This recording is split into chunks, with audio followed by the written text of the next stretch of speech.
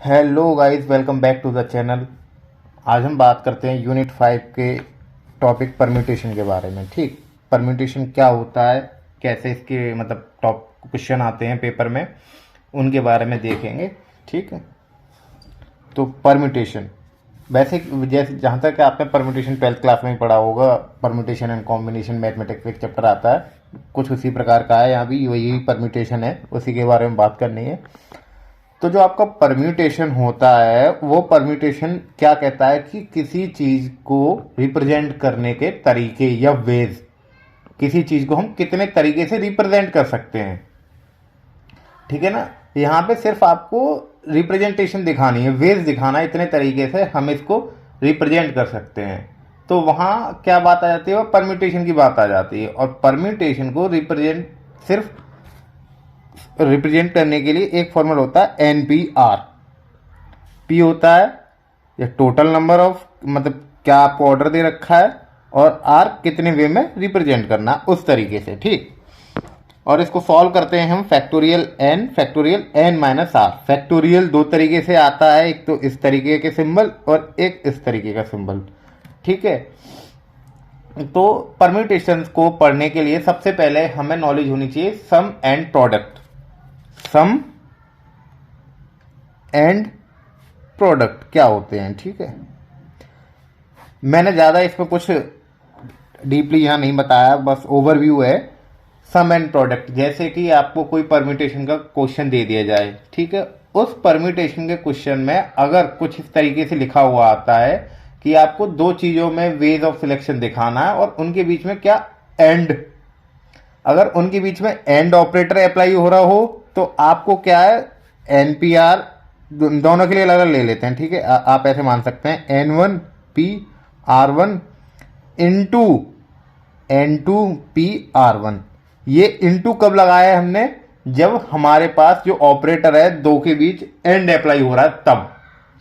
या फिर आपसे क्वेश्चन इस तरह किया जाए कि या तो ये या ये और ऑपरेशन अप्लाई करने के लिए बोला जाए, तो आपको वहां नंबर ऑफ वेज कैसे सिलेक्ट करने हैं, R1 प्लस N2P-R2।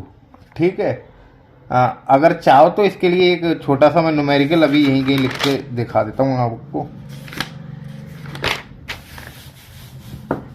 जैसे कि कोई स्कूल है, क्लास है, क्लास के अंदर 10 बच्चे हैं, 7 बच्चे हैं। ठीक है, क्लास के अंदर 7 बच्चे हैं, उसमें 4 लड़कियां हैं और 3 लड़के हैं। ठीक, अब एक कमेटी बनानी है हमें, 7 बच्चों की कमेटी बनानी है, उसमें कुछ इस तरीके से बच्चे हैं। या तो उसमें मतलब कि फॉर्मेशन ऐसा आ जाए कि तीन तीन लड़कियां सिलेक्ट कर ली जाएं और 4 लड़के सिलेक्ट कर लिए जाएं, तो 3 लड़कियां, या इस तरीके की कमेटी है और में। ठीक है, इस 3 लड़कियों की कमेटी हो सकती है, या केवल वो 4 लड़कियों की कमेटी हो सकती है, सिर्फ और सिर्फ। ठीक है, तो हम वहां पे क्या यूज करेंगे, प्लस।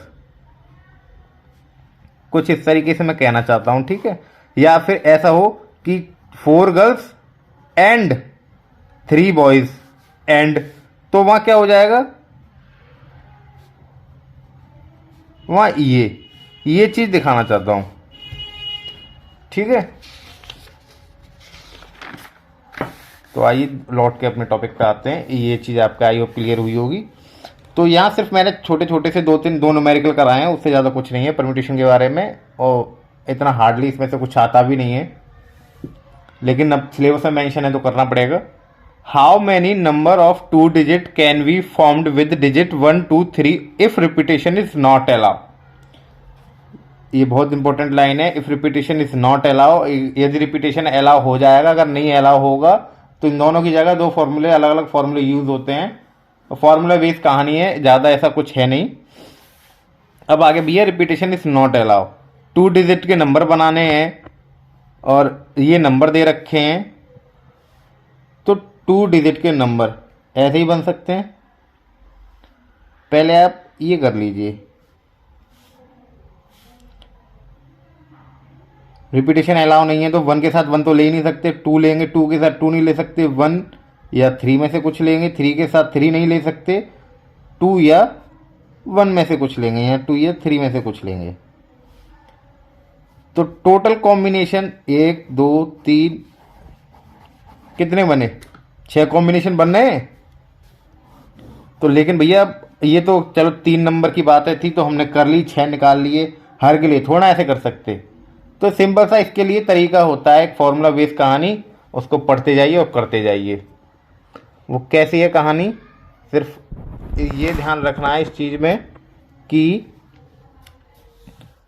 आपको how many number of 2 digit, 2 digit, तो 2 क्या हो गया, 2 डिजिट, ये वेज हो गया कि नंबर एक रिस्ट्रिक्शन मान लीजिए कि जो वो नंबर होना चाहिए, कैसे होना, 2 डिजिट, यानी कि ये, ठीक है, आर की वैल्यू 2 हो जाएगी। और can be form, total number कितने, 3, directly according to the question NPR का फॉर्मूला लगाइए, सॉल्व कर लीजिए, नंबर ऑफ वेज निकल के आ गए आपके 6, ठीक है, नंबर ऑफ वेज आपके डायरेक्टली 6 निकल के आ गए।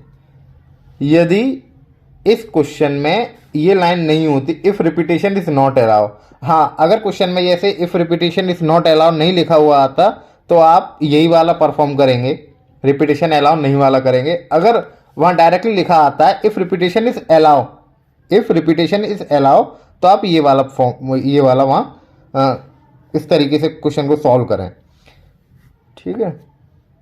व्हेन रिपीटेशन इज अलाउ, जब रिपीटेशन अलाउ हो जाए तो फॉर्मूला ये हो जाता है एन की पावर आर, एन की पावर आर यानी कि 3 की पावर आर यानी 3 पावर 2, कितना बन गया, 3 3 9।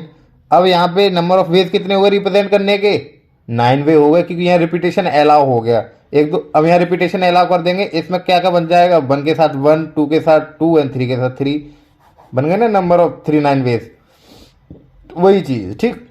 एक और क्वेश्चन यहाँ लिया है, उसको और देखते हैं। How many number lying between 100 and 1000, ये 100 और 1000 के बीच ऐसे कितने नंबर लाई करते हैं जो इन डिजिट से मिलकर बने हों। Then repetition is not allow, repetition allow नहीं है, तो वही है। टोटल नंबर कितने हैं, 1 2 3 4 5, 5 नंबर, और नंबर ऑफ डिजिट कितना है, कितने डिजिट का नंबर होना चाहिए, 3 डिजिट का।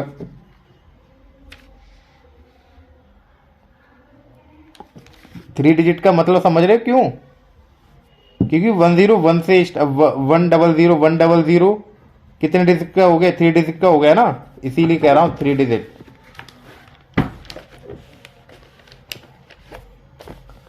ठीक है, तो वहां आप डायरेक्टली एन की वैल्यू दे रखी है, आर की वैल्यू दे रखी है, सॉल्व करने पर 60। रिपीटेशन अगर अलाउ हो जाता तो आंसर आ जाएगा 125। रिपीटेशन करने से लिए आप ध्यान रखें क्या करना है, ठीक है।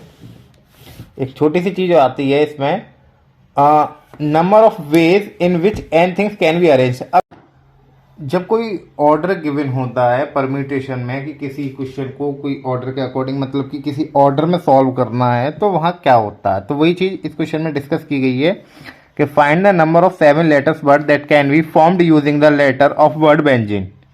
तो इस बेंजीन में बी कितनी बार आया है, 1 टाइम, ई कितनी बार आया है, 1 2 3 टाइम्स, जे एन कितनी बार आया है, 1 2 2 टाइम्स, एंड जेड 1 टाइम्स, ठीक है। तो अब यहाँ पे ना इस क्वेश्चन को एक स्पेसिफिक फॉर्मूले के अकॉर्डिंग हम सॉल्व कर देते हैं। वो क्या है कि नंबर ऑफ, इस क्वेश्चन को या इससे रिलेटेड ऐसे कोई भी क्वेश्चन अगर पेपर में आते हैं तो, ठीक है, कि number of ways are repeated as, total कितने हैं, 7 लेटर्स हैं, तो N factorial, P factorial, Q factorial से मतलब है जितने बार ये रिपीटेशन हो, मतलब जो वर्ड आ रहे हैं उनकी, ठीक है। 7 factorial, 3 factorial, 2 factorial, 1 factorial, 1 factorial, ठीक है। इस चीज़ को सॉल्व करने के लिए हमने यहाँ मैथमेटिकल कैलकुलेशन लगा के सॉल्व किया है, उससे वह 420 आ गया, ठीक है। तो हमें क्या पता चलेगा, जो नंबर ऑफ लेटर्स हैं वो कितने बनेंगे, वो 420 बनेंगे, ठीक है। Thank you.